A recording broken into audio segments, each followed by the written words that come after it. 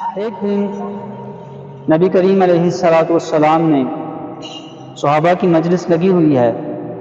نبی کریم علیہ السلام فرماتے ہیں کہ ابھی جو شخص آئے گا وہ جنتی ہے. تمام صحابہ کرام متوجہ ہو گئے کہ ابھی کون شخص. اچانک ایک شخص آیا جس کے ہاتھ میں اس کے جوتے ہیں اور وضو کا پانی اس کی داڑھی سے نکل رہا ہے, چہرے پہ پانی ہے وضو کا. تو وہ آیا, اس نے نماز پڑھی, لیکن وہ شخص اسی ٹائم آپ صلی اللہ تعالیٰ علیہ وسلم کی بات کے بعد وہی شخص آیا. یہاں پہ ایک نقطہ سمجھنے والا ہے کہ آپ صلی اللہ تعالیٰ علیہ وسلم کو جو لوگ کہتے ہیں کہ ہمارے بارے میں کہ آپ صلی اللہ تعالیٰ علیہ وسلم ہماری طرح ہیں, جو لوگ یہ کہتے ہیں کہ آپ صلی اللہ تعالیٰ علیہ وسلم ہماری طرح ہیں, ان کے لیے بھی یہ ایک بڑا نقطہ ہے کہ آپ صلی اللہ تعالیٰ علیہ وسلم کو یہ بھی پتہ ہے کہ کون آ رہا ہے اور یہ بھی پتہ ہے کہ وہ شخص جنتی ہے. پہلے دن بھی وہی شخص آیا اور دوسرے دن بھی آپ صلی اللہ تعالیٰ علیہ وسلم نے وہی ارشاد فرمایا کہ ابھی جو شخص آئے گا وہ جنتی ہے. تو وہی شخص آیا, اسی طرح اس کے ہاتھ میں اس کے جوتے پکڑے ہوئے, اس نے چہرے پر وضو کا پانی, داڑھی میں سے وضو کا پانی نچڑ رہا, نکل رہا وضو کا پانی تھے. انہیں اس چیز کا بڑا تجسس ہوا. وہ کہتے ہیں کہ میں اس کے ساتھ جاؤں, دیکھوں یہ کون سا عمل کرتا ہے کہ آپ صلی اللہ تعالیٰ علیہ وسلم نے اسے جنتی قرار دیا ہے. تو وہ نہ اس کے پاس گئے, اس کے پیچھے گئے. جب وہ نماز سے فارغ ہو کر نکلا تو وہ اس شخص کے پیچھے گئے کہ میں جا کر دیکھوں کہ یہ کون سا عمل کرتا ہے. وہ اس کے پاس گئے اور کہا کہ میرے گھر والوں سے کوئی معاملہ ہو گیا ہے, کوئی جھگڑا ہو گیا ہے, جس کی وجہ سے میں تمہارے پاس 1-2 دن کے لیے قیام کرنا چاہتا ہوں, اگر تم اس چیز کی اجازت دو تو. وہ شخص کہنے لگا ٹھیک ہے, کوئی مسئلہ نہیں ہے, آپ آئیں, میرے مہمان ہیں, آپ آ کر میرے گھر رکیں. تو اب یہ صحابی تھے یہ تو یہ دیکھنے گئے تھے کہ یہ شخص کیا عمل کرتا ہے, کون سا ایسے عمل کرتا ہے جس سے جنت میں ہی اسے بشارت دے دی گئی کہ یہ جنتی ہے, دنیا میں ہی اسے بشارت دے دی گئی کہ یہ شخص جنتی ہے. اب وہ اس کے ساتھ رہنے لگے, سارے دن کے معاملات اس کے وہ دن میں کام کاج کرتا, محنت مزدوری کرتا. رات کو وہ آیا, اس نے عشاء کی نماز پڑھی, نماز پڑھ کے وہ سو گیا. اب یہ جو صحابی تھے یہ کہتے ہیں کہ وہ اٹھے گا, تہجد کی نماز پڑھے گا یا پتہ نہیں کیا کرتا ہے. وہ کوئی نہ اٹھا, اس نے سویا رہا. اس نے فجر ٹائم وہ اٹھا, اس نے فجر کی نماز پڑھی, نماز پڑھ کے وہ پھر سو گیا.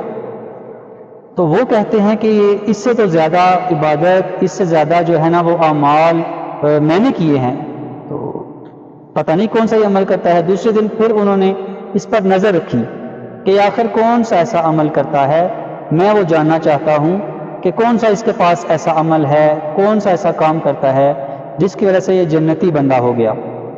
تو 3 دن یہ صحابی اس بندے کے پاس رہے, لیکن انہیں کوئی اس کا ایسا عمل, وہ صرف فرائض ادا کرتا تھا وہ بندہ, ٹھیک ہے, کوئی خاص اعمال کوئی اس طرح کا, وہ جسٹ نماز پڑھتا تھا, ٹھیک ہے, اس کے علاوہ کچھ نہیں. تو 3 دن وہ رہے, لیکن انہیں کوئی ایسا عمل, کوئی ایسی چیز نہ ملی کہ جس سے پتہ چل سکے کہ وہ اندازہ یہ بندہ, اس سے یہ اندازہ لگا سکے کہ یہ بندہ جنتی ہے. تو آخر وہ جانے لگے اس سے پاس سے 3 دن وہ رکے. اس کے بعد انہوں نے اجازت لی کہ ٹھیک ہے میں اب گھر جانا چاہتا ہوں. تو انہوں نے کہا ٹھیک ہے, صحیح ہے. انہوں نے کہا کہ میرا گھر والوں سے کوئی جھگڑا نہیں ہوا تھا, گھر والوں کے ساتھ میرا کوئی معاملہ نہیں تھا, میں بس یہ دیکھنے آیا تھا کہ تم کون سا ایسا عمل کرتے ہو, کیونکہ تمہیں آپ صلی اللہ تعالیٰ علیہ وسلم نے 2-3 دن فرمایا ہے کہ تم جنتی ہو. تو اس نے کہا جی میں جو عمل کرتا ہوں وہ آپ کے سامنے ہے, تو آپ دیکھ لیں سارا معاملہ. تو انہوں نے کہا چلو جی ٹھیک ہے, صحیح ہے, پھر میں چلتا ہوں. جب وہ تھوڑے سے دور گئے نا, اس شخص نے انہیں آواز دی کہ آئیے میری بات ذرا سنیے. تو وہ آئے, انہوں نے بولا ہاں جی کیا ہے. اس شخص نے کہا کہ میں اتنا زیادہ تو نہیں, جو میں عبادات کرتا ہوں, جو میں اعمال کرتا ہوں وہ تو آپ نے دیکھ ہی لیے ہوں گے. تو اب اس طرح ہے کہ جس کی وجہ سے آپ صلی اللہ تعالیٰ علیہ وسلم نے مجھے فرمایا ہے کہ میں جنتی ہوں, دراصل وہ عمل یہ ہے کہ میرے دل میں کسی انسان کے لیے کوئی بغض, کوئی کینہ, کوئی نفرت, کوئی حسد نہیں ہے. یعنی میرا دل ہر مسلمان, ہر انسان کے لیے بالکل پاک اور صاف ہے. اور یہی وہ عمل ہے جس کی وجہ سے آپ صلی اللہ تعالیٰ علیہ وسلم نے مجھے جنتی قرار دیا ہے۔ تو دیکھیے دوستو، کوئی نماز، کوئی روزہ، کوئی ذکر، کوئی زکوٰۃ، کوئی حج، یہ چیزیں اہمیت کی حامل ہیں، لیکن آپ صلی اللہ تعالیٰ علیہ وسلم نے جنتی کس وجہ سے کہا اسے؟ اس وجہ سے کہ وہ خیر خواہی کا جذبہ رکھتا ہے، ٹھیک ہے، اس کے دل میں کسی مسلمان بھائی کے لیے، کسی انسان کے لیے، چاہے وہ غیر مذہبی ہو، اس کے لیے بھی اس کے دل میں حسد، کینہ، بغض نہیں ہے۔